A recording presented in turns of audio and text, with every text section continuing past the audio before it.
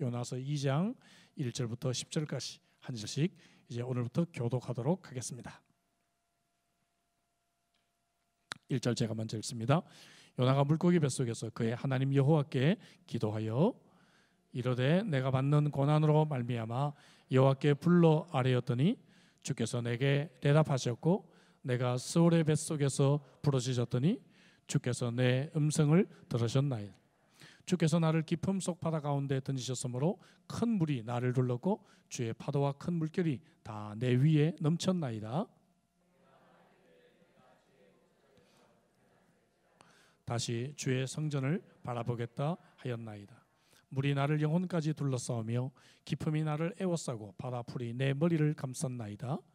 내가 산의 뿌리까지 내려갔사오며 땅이 그 빗장으로 나를 오래도록 막았사오나 나의 하나님 여호와여 주께서 내 생명을 구덩이에서 건지셨나이다.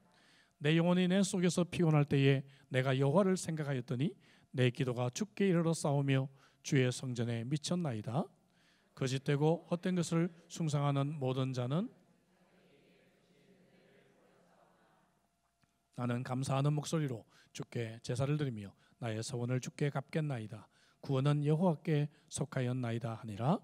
여호와께서 그 물고기에게 말씀하시매 요나를 육지에 토하니라. 아멘.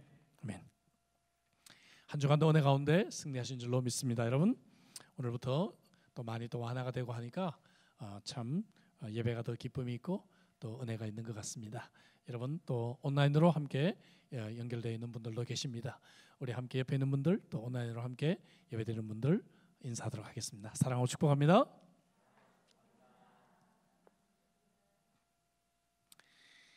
대형 백과사전 브리테니카 아시죠?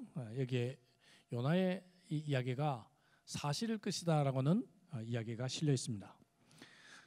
이 이야기는 1927년에 출판된 프린스턴 신학지 선지자 요나의 표적과 그 현대적 확정이라는 논문을 인용해서 향유고래, 스펌 웨일 이런 물고기들은 사람을 산채로 삼키는 것이 가능하고 뱃속에 물고기가 물 위로 뜨는 것을 위해서 충분한 공기를 저장하고 있기 때문에 좀 역겨운 냄새가 나기는 해도 충분히 사람이 2, 3일 동안은 생존할 수 있다 그렇게 기록을 하고 있습니다. 방금 보신 이 사람은 1891년 2월 동방의 별이라고 하는 고래 포경선을 타고 물고기를 잡던 제임스 바틀리라고 하는 사람입니다. 이 선원이요 고래를 잡다가 그만 바다에 빠지게 됩니다. 그런데 그 다음 날 이 향유고래를 잡아가지고요 배를 갈랐는데 그 속에서 제임스가 생존한 채로 이제 살아있는 것을 발견하게 됩니다. 놀랍죠. 그래서 그 당시 신문에서도 보도했을 정도로 역사적인 사실이 되었고 선언으로 복귀를 이 사람은 하게 됩니다. 하지만 우리가 요나서를 읽다 보면 너무 이 물고기에만 집중하는 경향이 있습니다. 칼라일이라고 하는 설교가는 말하기를 나는 물고기 뱃속에서 어떤 일이 벌어졌는지에 너무 집중한 나머지 요나의 마음속에서 일어난 극적인 변화를 놓치고 말았다. 그런 고백을 한 적도 있습니다. 우리가 지난 주일부터 12월 말까지 주일 4번에 걸쳐서 요나서를 통해 우리는 은혜를 받고 있습니다. 요나서는 하나님이 주신 사명으로부터 도망가 버린 자들을 하나님께서 어떻게 자비로 다루시는가 이것을 보여주고 있고 동시에 그럼에도 불구하고 하나님의 주권이 어떻게 이루어지는가 God's sovereignty 하나님의 이 주권에 이루어지는 것을 우리에게 보여주고 있습니다. 우리도 요나와 같은 자들이죠. 요나처럼 불순종하고 또 다른 사람들에게 무관심하고 하나님께 불평하고 나밖에 생각 못하는 이기적인 존재들입니다. 이러한 불순종의 결과로 참으로 내리막길 인생을 경험한다고 말씀드렸습니다. 배삭스를 낭비할 뿐 대적하는 바람이 불어오고 다른 사람까지 피해를 입는 결과를 우리는 지난주에 살펴보았습니다. 우리가 만약 하나님과 동행하고 하나님께 순종한다면 하나님 우리를 격려하시고 우리에게 복을 내리실 것입니다. 그러나 우리가 불순종하면 하나님은 더 큰 파도와 더 큰 폭풍우를 우리에게 보내십니다. 물론 큰 물고기도 함께 보내시지만 우리는 많은 짐들을 바다에 던지고 많은 것을 잃어버리고 난 뒤일 것입니다. 그러고 나면 우리는 더 큰 폭풍우를 만나기 전에 다시 사명자의 자리로 돌아와야 합니다. 이제 한 해를 보내고 새로운 한 해를 기다리면서 저와 여러분들이 하나님께서 우리에게 주신 인생의 사명을 바르게 발견하기를 주의 이름으로 축복합니다. 지난주 설교를 듣지 못했다면 유튜브에 있습니다. 여러분께서 꼭 지난주 설교를 들으시기를 바랍니다. 자, 오늘 2장 이 본문은 요나가 지금 물고기에게 삼켜져서 물고기 뱃속에 있어요. 죽음 직전에 있다 하는 것이죠. 희망이 있습니까? 희망이 없어요. 절망적인 상황입니다. 근데 많은 심리학자들이요, 우리가 인생을 살면서 이런 절망적인 상황, 우울증 이런 것들을 만났을 때 일어나는 보편적인 그러한 특징들을 한 10가지 정도로 정리를 했는데, 놀랍게도 오늘 본문 3절부터 6절에 보면 그 상황들이 대부분 다 등장하고 있어요. 3절에 보니까 주께서 나를 깊음 속 바다 가운데 던졌다. 무력감이 있습니다. 파도와 큰 물결이 내 위에 넘쳤다. 뭡니까? 상황에 휩싸이고 사로잡혔다는 그런 느낌을 우리가 갖게 됩니다. 5절에 보니까 바다풀이 내 머리를 감쌌다. 숨이 탁 막혀오고 목을 조르는 느낌. 여러분 이런 경험 해보셨죠? 6절에도 보니까 내가 산의 뿌리까지 내려가 싸우며 바닥까지 내려간 느낌. 더 이상 최악이 없다. 내 인생에 더 이상 최악이 없을 거야. 그런 느낌을 갖게 되는 것이죠. 통제 불가능의 상황을 느낍니다. 4절에 보니까 내가 주의 목전에서 쫓겨났을지라도 거절감을 느낍니다. 고독함을 느낍니다. 하나님과 거리감이 생겨서 내가 쫓겨났다는 거절감으로 고통을 받아요. 6절에 보니까 땅이 그 빗장으로 나를 오랫도록 막아싸우니 돌파구가 오랫동안 보이지가 않습니다. 함정에 걸려 빠져나갈 방법이 없는 것 같아요. 여러분 이런 3절부터 6절에 나오는 이러한 표현들이요, 아까 말씀드린 심리학자들이 대부분 우리가 겪게 되는 그러한 현상들, 우울증이나 혹은 또 절망감이나 이런 상황에 빠졌을 때 겪게 되는 현상이라고 이야기를 하고 있습니다. 다윗도 이런 감정을 토로한 적이 있죠. 예를 들어 시편 42편 4절에 이제 이 일을 기억하고 내 마음이 상하는도다. 내 마음이 상하는도다. My heart is breaking. 내 가슴이 찢어지는구나. 이렇게 바울도 표현한 적이 있어요. 여러분 누구나 인생을 살다 보면 이럴 때를 만나요. 가슴이 찢어지는 경험 해보신 적 있습니까? 없으세요? 네.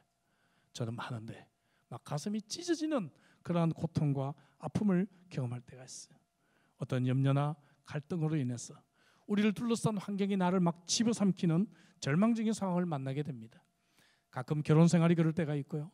직장이나 사업이 그럴 때가 있고, 인간관계에서 혹은 내가 건강하다고 생각했는데 내 건강이 그런 문제를 내게 참으로 줄 수도 있습니다. 이런 절망적인 상황을 만날 때 우리는 어떻게 해야 될까요? 우리 그리스도는 어떻게 해야 될까요? 그 해답이 오늘 본문 2장에 나와 있습니다. 요나서 2장은 요나가 물고기 뱃속에서 기도한 내용입니다. 10절 중에 8절이 기도의 내용이에요. 참 흥미롭습니다. 보통 우리가 교회 사람들이 모여가지고 피시로 저녁을 먹고 기도회를 이어져 가는데, 오늘 이 본문은 피시가 사람을 딘으로 먹고 이제 기도회가 이어집니다. 그죠? 참 재밌습니다. 어쨌든 간에 이 기도를 통해서 우리는 이 절망적인 상황을 극복하는 크게 3가지 비결을 함께 배워보고자 합니다. 절망적인 상황을 우리가 만났을 때 가장 먼저 우리는 하나님을 대면할 수 있어야 됩니다. 대면. 코로나 바이러스 시대 이 대면이라는 단어가 참 반갑습니다. Face to face. 여러분 지금 요나가 하나님의 얼굴을 피해서 도망가서 문제가 생겼어요. 그럼 이 문제의 첫 번째 해결점은 무엇인가 하면 하나님의 얼굴 앞에 나와야 되는 것입니다. 아멘이시죠? 하나님의 얼굴 앞에 다시 찾아와야 되는 것이죠. 그래야 해결의 실마리가 생기는 것입니다. 요나는 지금 자신의 이 절망적인 상황을 하나님 앞에서 정직하게 직면하고 있어요. 정직하게 고백합니다. 그리고 간절하게 기도합니다. 한번 생각해 보세요. 요나가 지금 절망적인 상황입니다. 물이 지금 깊이 빠져들었습니다. 물고기 뱃속에서 지금 죽음 직전했습니다. 근데 그가 우리가 보통 기도하는 것처럼 형식적으로 기도할까요? 하나님 아버지 이 음식 주셔서 감사합니다. 아멘. 뭐 그러고 끝날까요? 주기도문 그냥 외우는 것으로 기도가 끝날까요? 저는요 분명히 요나가 막 간절하게 기도했을 것 같아요. 그렇지 않습니까? 하나님 이게 뭡니까? 지금 저 죽을 지경이에요. 하나님 좀 도와주세요. 2절 볼까요? 2절에 보니까 여호와께 불러 아뢰었더니 내가 서울의 뱃속에서 부러지졌더니 cried out 하는 기도예요. 부러지는 기도, 막 그냥 소리 지르는 그런 기도를 하고 있는 것입니다. 여러분, 언제 우리가 이렇게 소리 지르는 기도로 기도해 보셨습니까? 언제 정말 간절하게 이렇게 하나님께 소리 지르며 기도해 보셨습니까? 요나는 이 기도를 통해서 하나님께 막 불평을 쏟아냅니다. 자신의 아픔을 막 쏟아내고 있어요. 아니, 우리 이렇게 기도해도 될까요? 높으신 하나님 앞에? 유교적인 문화를 우리가 가지고 있는 우리는요, 높은 사람에게 안 좋은 얘기 막 화내는 얘기를 못하게 돼 있잖아요. 그죠? 예, 그러니까 뭡니까? 기도할 때도 늘 예를 갖추는 습관이 있습니다. 높고 높은 보좌에 계셔서 낮고 낮은 죄를 굽어보신 하나님, 우리는 이렇게 늘 기도를 해야 된다고 생각합니다. 근데 한번 생각해 보세요. 여러분들의 어린 자녀가 늘 아침마다 여러분을 만날 때마다 아바마마, 어마마마, 지난 밤 동안 편안하셨어요, 이러면 야, 너 왜 그러냐? 예? 예. 하나님은 우리가 늘 예절 같은 기도만 좋아하시지 않아요. 그냥 어떨 때 아프다고 그냥 소리 지르는 이 기도를 저는요, 더 잘 들으신다고 생각해요. 형식적인 기도보다. 그렇지 않습니까? 형식적이고 틀에 박히고 늘 하는 기도보다도 우리가 그냥 아프다고 소리 지르는 기도를 하나님은 훨씬 더 좋아하실 것 같습니다. 요나는요, 그는 지금 비록 심판 중에 있지만 하나님으로부터 멀어지는 것보다 하나님의 손 안에 떨어지는 것이 훨씬 낫다는 것을 아는 사람이었습니다. 그래서 하나님 앞에 대면하는 것이에요. 다윗도 그랬죠. 다윗이요, 이스라엘 백성들의 수를 헤아렸다가 하나님의 진노를 받아요. 왜 이렇게 진노인가 하면 하나님을 의지하지 않고 인구수, 군사력 이걸 의지하니까. 오늘 현대식으로 표현하면 여러분들 은행에 돈 모아놓은 거 이자가 얼마나 생겼나 이거 자꾸 들여다보고 있고, 주식 좀 사가지고 주식이 얼마나 올랐는가 자꾸 체크하고 있고, 내가 사둔 부동산 값이 지금 얼마나 올랐지 이거 계속 보고 있는 거하고 좀 비슷하다 생각하시면 됩니다. 하나님 의지하지 않고 그거 의지하니까 하나님이 화가 나셨어요. 그래서 선지자 갓을 통해서 셋 중에 하나를 선택해라 심판을 내리시는데, 7년 동안 기근이 내리지든지 3개월 동안 전쟁에서 패하든지 3일 동안 전염병이 백성들에게 퍼져서 사람들이 죽든지 셋 중에 하나 선택해. 그러니까 다윗이요, 마지막 것을 선택하면서 이런 고백합니다. 사무엘하 24장 14절이죠. 내가 고통 중에 있도다. 청하건대 여호와께서 긍휼히 크시니 우리가 여호와의 손에 빠지고 내가 사람의 손에 빠지지 아니하기를 원하노라. 다윗은 현명했습니다. 하나님, 내가 여호와의 손에 빠져서 그냥 여기서 해결하겠습니다.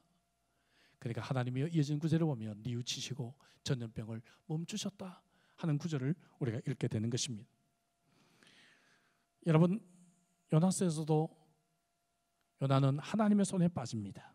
하나님과 대면하는 것이죠. 하나님의 자비하심이 그래서 심판을 덮어버리는 이야기가 요나서의 큰 주제가 됩니다. 간절한 기도는 여러분 계속해서 드리는 기도입니다. 한두 번 기도하고 마치는 경향이 있죠. 그렇지 않습니까? 저도 돌이켜보면 몇 번 기도하다가 그냥 기도를 잊어버리고 포기했던 것들이 참 있는 것 같아요. 근데 우리가 이렇게 한두 번 기도하고 말면 하나님이 신경 쓰시겠습니까? 예? 하나님도 별로 신경 안 쓰실 것 같아요. 예를 들어 볼까요? 여러분들의 5살짜리 아이가요, 지금 크리스마스 선물 준다고 엄마가 데리고 쇼핑센터를 가면 쇼핑센터에서 만나는 첫 번째 가게에서 엄마를 서면 엄마 나 이거 해요. 근데 엄마가 야 이리 와 하고 손을 잡아서 끌면 두 번째 가게 또 서서 엄마 나 이거 해요. 조금 전에 뭘 사달라고 했는지 금방 잊어버리고 엄마 나 이거 또 그래요. 엄마는 또 끌고 갑니다. 이리 와. 끌고 가면 가게 지날 때마다 엄마 나 이거, 엄마 나 이거. 그러다가 자기가 뭘 원했는지 다 잊어버려요. 나중에 엄마 나 진짜 이거 할 때 이제 사주는 것이죠. 예? 그렇죠. 우리가 한두 번 그냥 기도하고 말면 하나님이 그래 두고 보자. 그리고 하나님 별로 신경 안 쓰실 것 같아요. 간절한 기도는 계속해서 드리는 기도입니다. 여러분 이렇게 포기하지 마시고 계속해서 간절한 기도로 나아가시기를 주의 이름으로 축복합니다. 우리 인생의 어떤 문제들은요, 이렇게 지속적이고 간절한 기도를 통해서만 해결되는 문제들이 있어요. 너무너무 뿌리가 깊은 것들이 있죠. 너무 뿌리가 깊어요. 예? 우리의 과거, 트라우마, 부모하고의 문제, 형제하고 갈등, 어린 시절부터 뿐만 아니라 어떤 중독, 이 어떻게 한두 번 기도로 여러분 치유될 수 있단 말입니까? 물론 하나님은 그런 능력이 있으세요. 그럼에도 불구하고 하나님은 대부분 우리가 지속적이고 간절한 기도를 통해서 이 깊은 뿌리에 있는 이러한 문제들을 치료하시는 것입니다. 사랑하는 우리 형제자매 여러분, 그래서 시편 50편 15절에 환난 날에 나를 부르라, 내가 너를 건지리니 내가 나를 영화롭게 하리라, 이렇게 말씀했어요.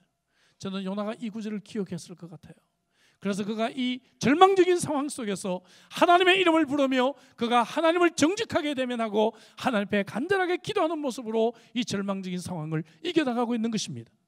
그렇다고 한다면 동일하게 사랑하는 성도 여러분, 우리도 이처럼 희망이 없고 너무 아픈 이러한 상황을 만날 때 하나님의 얼굴을 만나시길 바랍니다. 그냥 정직하게 있는 그대로 기도하시기 바랍니다. 지속적이고 간절한 기도를 통해서 이 상황을 극복하시기를 주의 이름으로 축복합니다. 두 번째, 우리가 절망적인 상황을 만났다면 우리는 참회의 기도로 하나님의 은혜를 구할 수 있어야 합니다. 진정한 참회는 우상을 버리고 여호와를 신뢰하는 것입니다. 이것저것 다 해보다가 안 되니까 그저 기도나 해보자, 우리는 그렇게 하면 안 되지요. 여러분, 우리는 문제가 있는 상황 속에서도 우상을 의지합니다. 우상으로 먼저 해결해 보려고 합니다. 돈이 우상인 사람은 돈으로 해결할 수 있다고 생각합니다. 내 건강이 우상인 사람은 내 몸으로 떼어볼 수 있다고 생각합니다.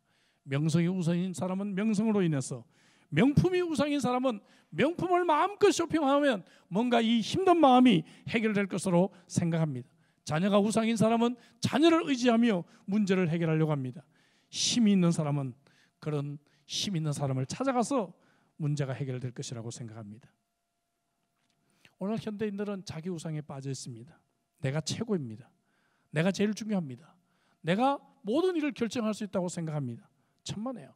여러분, 우리가 모든 일을 결정했습니까? 우리 인생에서 가장 중요한 건 내가 결정했습니까? 여러분들이 언제 어디서 태어나는 걸 결정하셨습니까? 어느 부모 밑에서 탄생하는 것을 결정하셨습니까? 여러분, 심지어 내가 언제 죽을지도 우리는 결정을 못해요. 우리 인생에서 정말 중요한 부분들은 내가 결정하지 않았어요. 여러분, 내가 결정해서 모든 것을 할 수 있는 것이 아닙니다. 내가 내 인생의 주인이 아닙니다. 여러분, 내가 타고난 재능 내가 결정했나요? 절망적인 상황에서도 여전히 내가 우상이고, 절망적인 이 상황에서도 여전히 내 노력으로 이 문제를 해결해 보려고 발버둥을 칠 때, 그때 이 상황은 절대로 해결되지가 않습니다. 우상을 버려야 합니다. 로마서 1장 25절에 하나님의 진리를 거짓 것으로 바꾸어 피조물을 조물주보다 더 경배하는 바로 이것이 우상입니다. 이런 사람은 물고기 뱃속이 더 많이 필요할지도 모릅니다. 그래서 요나는 우상을 버리겠다 고백하는 것이죠. 8절에 보니까 거짓되고 헛된 것을 숭상하는 모든 자는 자기에게 베푸신 은혜를 버렸사오나, 이렇게 말하고 있습니다. 여러분, 요나에게 우상은 무엇이었습니까? 지난주 살펴보았죠. 민족주의가 우상이었어요. 하나님 없이 멸망의 길로 빠져가는 자들에게 복음을 전하라는 이 하나님의 마음, 선지자의 마음보다는 우리 민족의 안전이 훨씬 더 중요했습니다. 자기의 편견과 교만이 자기의 우상이었습니다. 니느웨 사람은 내가 복음을 전해도 절대로 돌이키지 않을 것이라고 하는 편견이 그에게 있었습니다. 고목처럼 딱딱한 편견 덩어리가 된 사람들을 우리가 만나게 됩니다. 여러분, 이 우상을 버리시기를 주의 이름으로 축복합니다. 7절에 보니까 같이 한번 읽어보죠. 다 같이. 내 영혼이 내 속에서 피곤할 때에 내가 여호와를 생각하였더니 내 기도가 주께 이르러 싸우며 주의 성전에 미쳤나이다. 이 구절을 너무 좋아하지 마세요. 설교 들으면서 주무시다가 주여 내 영혼이 내 속에서 피곤할 때에 내가 여호와를 생각하였나이다 하시면 안 됩니다.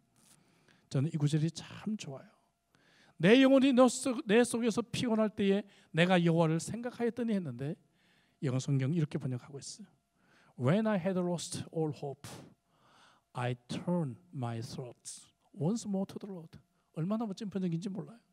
내가 모든 희망을 상실했을 때 나는 다시 한번 주님께 내 마음을 돌리겠다. 여기 turn my thought, 이것이 바로 참회라고 하는 것입니다. 참회는 돌이키는 것입니다. 뉘우치는 것이 참회만 아니에요. 참회하고 회개한다는 것은 내가 뉘우칠 뿐만 아니라 돌아오는 것입니다. 어제 어린 여자아이를 성폭행했던 조두순이 12년 형기를 마치고 출감되었습니다. 전자팔찌를 탁 차고요, 경찰의 호의를 받으면서 여러분 국가의 차를 타고 안산에 있는 집까지 갔어요. 아주 특별한 케이스입니다. 만일을 대비해서 그의 집 주위를 경찰이 지키고 있다 그래요. 다시는 그런 죄를 짓기가 지금 쉽지 않아요. 그럼에도 불구하고 주민들이 불안해하고 이사 가겠다고 합니다. 왜 그렇습니까? 여러분 그가 돌이키는 모습이 없기 때문이죠. 참회는 내 생각을 바꾸는 것입니다. 참회는 내 마음을 바꾸는 것입니다. 참회는 내 가치관을 하나님의 가치관으로 터닝하는 것입니다. Turn my thought, 내 생각과 내 가치관을 바꾸는 것입니다. 요나서 2장 7절을 여러분 차에도 붙여놓으시고 냉장고에도 붙여놓으시고 암송하시기를 바랍니다. 요나는 짧은 이 8절의 기도문 가운데 시편을 무려 직간접적으로 8번이나 인용을 해요. 그는 성경을 매우 잘 알고 있었던 사람입니다. 대표적으로 시편 27편이 인용이 됩니다. 시편 27편 1절은 이렇게 시작합니다. 같이 읽습니다. 다 같이. 여호와는 나의 빛이요 나의 구원이시니 내가 누구를 두려워하리요. 여호와는 내 생명의 능력이시니 내가 누구를 무서워하리요. 그는 물고기 뱃속에 들어가자마자 이 구절을 기억했을 것입니다. 여호와가 나의 빛이고 나의 구원이시니 내가 물고기를 두려워하랴. 내가 바다를 두려워하랴. 여호와는 내 생명의 능력이시니 내가 누구를 무서워하리요. 무서운 상황 속에서 그는 이 구절을 생각했을 것입니다. 13절이 간접으로 직접 인용됐습니다. 같이 읽습니다. 다 같이. 내가 산자들의 땅에서 여호와의 선하심을 보게 될 줄 확실히 믿었도다. 여러분 이 구절이야말로 지금 요나에게 가장 필요했던 구절이죠. 산자들의 땅, 육지로 내가 돌아갈 그 소망을 가지고 여호와의 선하심을 붙잡고 있는 것입니다. 그는 더 이상 우상을 의지하고 하나님의 선하심을 믿고 의지하기로 결심합니다. 그러나 하나님께 하나님 이 물고기에서 좀 빠져나가게 해주세요 그렇게 기도하지 않습니다. 전적으로 하나님을 의지합니다. 이것이 참된 회개자의 모습이에요. 회개를 한다고 하면서 하나님 이건 이렇고요 저건 저렇고 이건 저렇게 해주세요 하는 것이 회개자의 모습이 아닙니다. 사극 보시면 그렇잖아요. 예? 죽여 주시옵소서, 예? 처분하여 주시옵소서 하잖아요. 예? 회개의 자리까지 나왔어도 끝까지 내가 우상이고 내가 주인이 된 사람들을 보게 됩니다. 요나는 그렇지 않습니다.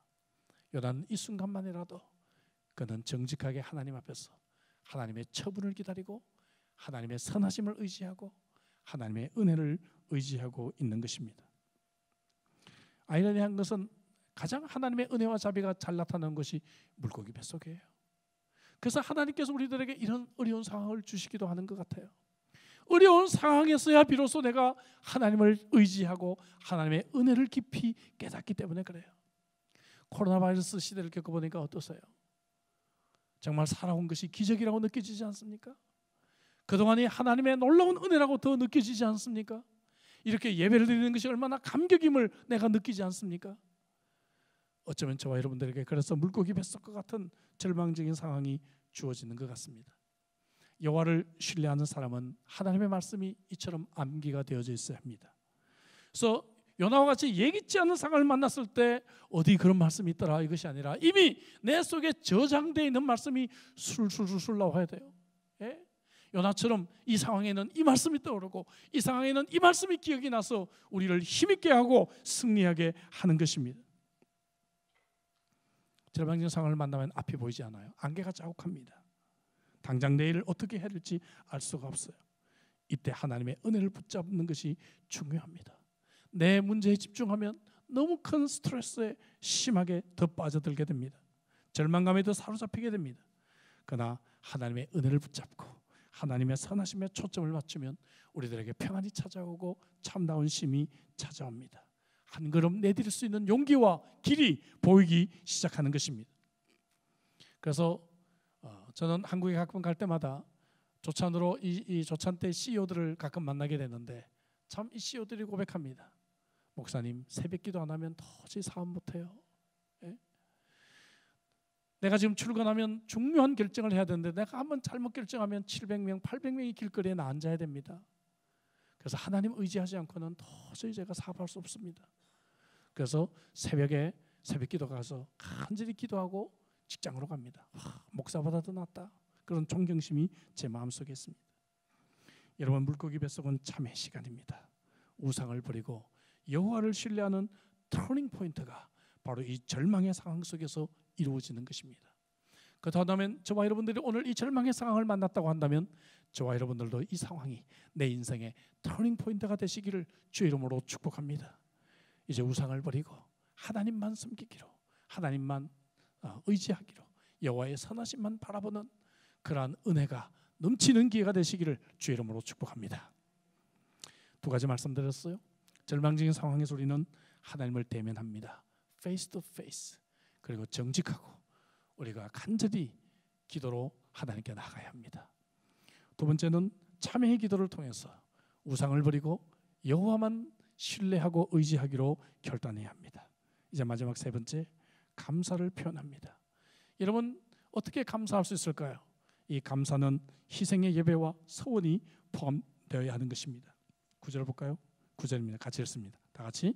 나는 감사하는 목소리로 주께 제사를 드리며 나의 서원을 주께 갚겠나이다. 구원은 여호와께 속하였나이다 하니라 했어. 감사하는 목소리, 이건 노래를 부르는 것입니다. 찬양하는 것이죠. 요나가 지금 찬양을 부르고 있어. 물고기 뱃속에서 마스크 쓰고 찬양하기도 힘든데 물고기 뱃속에서 공기가 얼싸봐야 얼마나 많이 있겠어요, 그죠? 이 속에서 여러분 찬양을 하고 있습니다. 아마 물고기가 이 찬양 소리에 맞춰서 박자를 맞추면서 헤엄치지 않았을까? 저는 그렇게 생각해요. 댄스하면서. 여러분 상상이 되십니까? 예. 아, 상상력이 좀 부족하시네. 예? 예. 해보세요. 그렇게 노래 부르는 것이요 우울증에 탁월한 효과가 있다고 학자들이 밝히고 있죠. 그래서 요즘 보면 시니어들 막 노래 교실 이런 거 합니다. 예? 예. 이제 코로나 바이러스 때문에요. 그동안에 못했던 성가대가 다시 할 수가 있는데 성가대를 다시 하려고 보니까 성가대원들 다 도망가고 성가대원이 별로 없어요 지금요. 그 사이에 여러분 저는 여러분들의 목사로서 여러분들이 건강하고 장수하기를 원합니다. 여러분 믿으시죠? 그래서 여러분들이 권합니다. 성가대 많이 자원하십시오. 성가대 자원하시면 건강하고 장수할 수 있습니다. 예, 이건 성경적인 근거가 있을 뿐만 아니라 이거는 의학적인 증거가 있는 얘기입니다. 성가대 많이 하시고 여러분 성가대 다시 세웠으면 좋겠습니다. 자동차에 찬양 CD 많이 넣어놓으시고 찬양 들으십시오. 집에서 쓸데없는 시끄러운 막 광고 나는 텔레비 목소리 이런 거 좀 멈춰주시고 찬양을 많이 들어주세요. 우리 자녀들이 어렸을 때 찬양을 많이 들을 수 있도록 하십시오. 핸드폰에 찬양 많이 다운받으셔서 찬양 자주 들으시기 바랍니다. 이상한 막 게임하는 소리, 막 총 쏘는 소리 이런 거 좀 그만하시고 찬양을 많이 들으시기 바랍니다. 예. 여러분 우리가요, 우리 자녀들이 노래 부르는 걸 가장 행복하게 지켜봤을 때가 언젠지 아세요? 막 성악가인데 레슨 받아서 노래를 잘할 때입니까? 그렇지 않아요. 그냥 한 유치원 때 박자도 틀리고 음정도 틀리는데 그냥 소리 꽥꽥 지르면서 발표해야 한다고 그거 그냥 행복하게 보려고 막 직장 중간에 막 나오고 사업 중요한 거 막 포기하고 발표해보러 오잖아요. 하나님도요 우리가 막 성악가처럼 막 고급 노래를 부르는 거를 하나님이 좋아하시지만 않아요. 그냥 우리가 소리 그냥 꽥꽥 질러도 괜찮습니다. 노래 못 부른다고 음악에 은사가 없다고 자꾸 뒷걸음치는 분들이 계십니다. 예.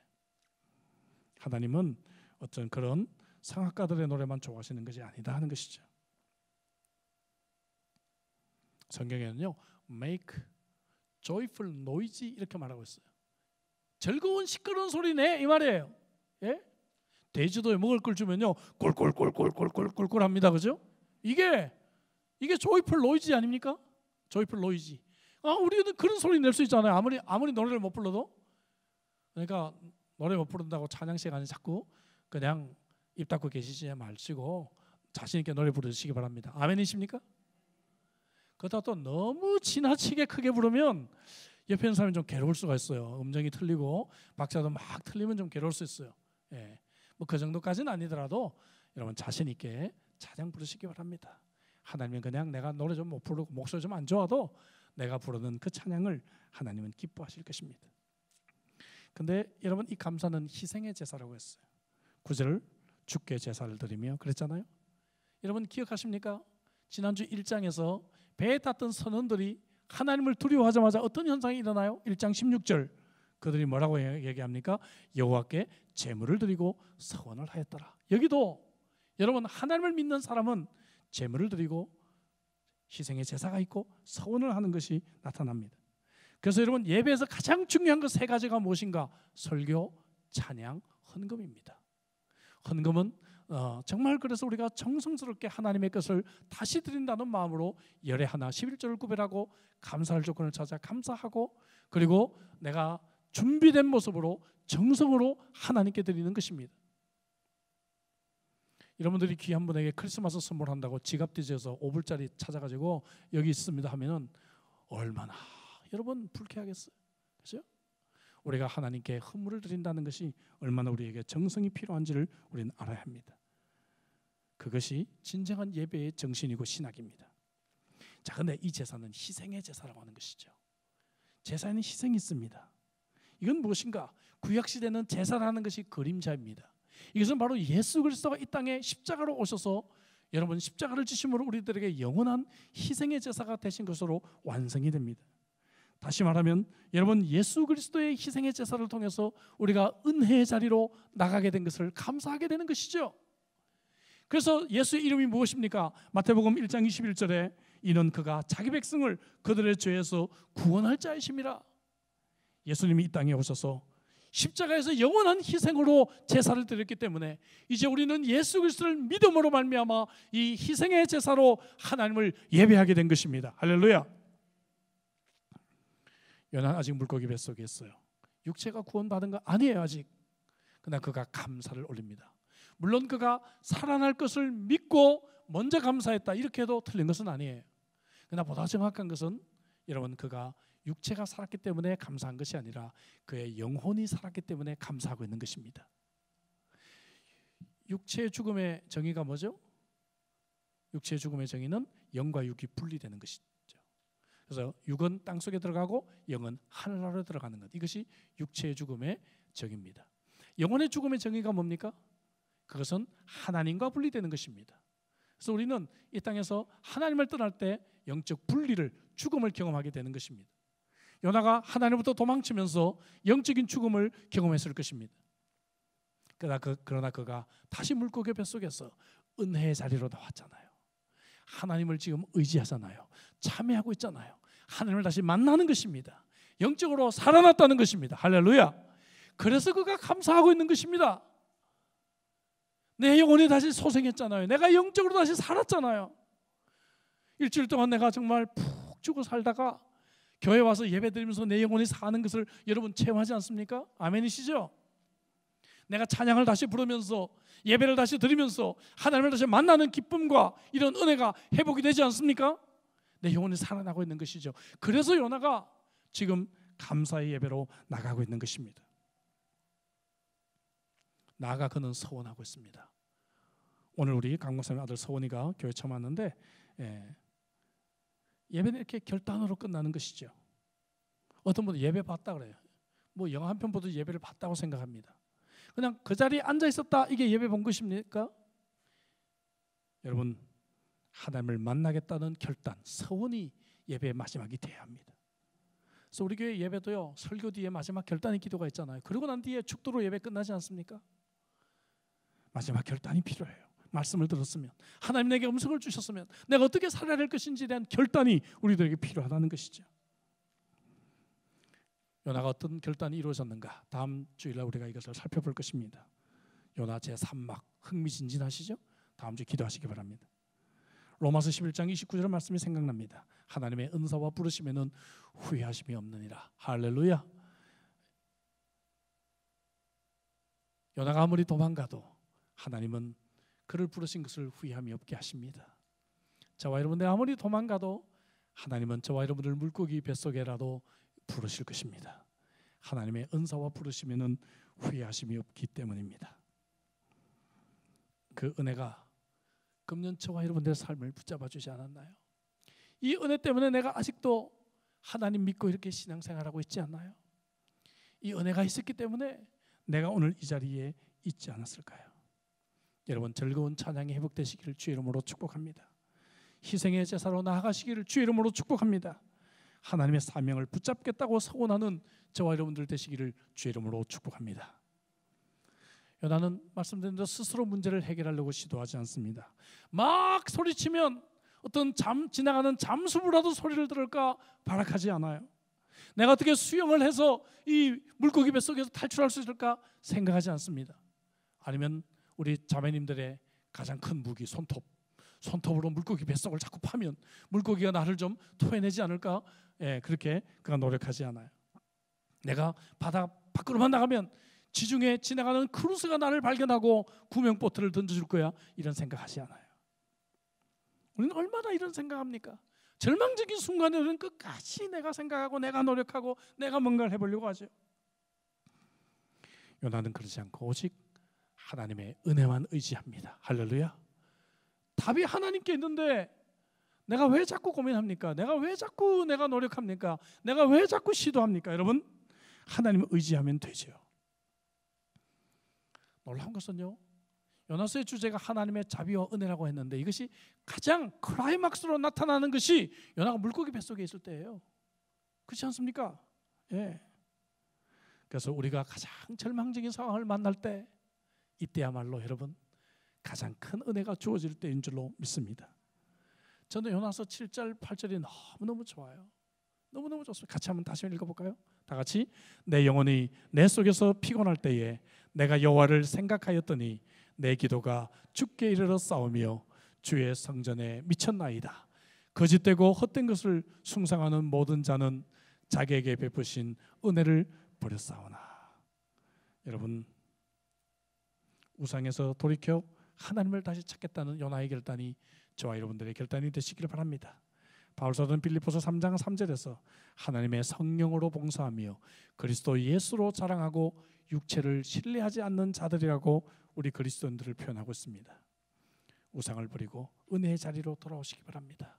연말 연시가 되면 많은 우상들이 우리의 마음을 어지럽힙니다. 저와 여러분들은 어떤 면에서 하나님께로부터 도망한 자들인지 모릅니다.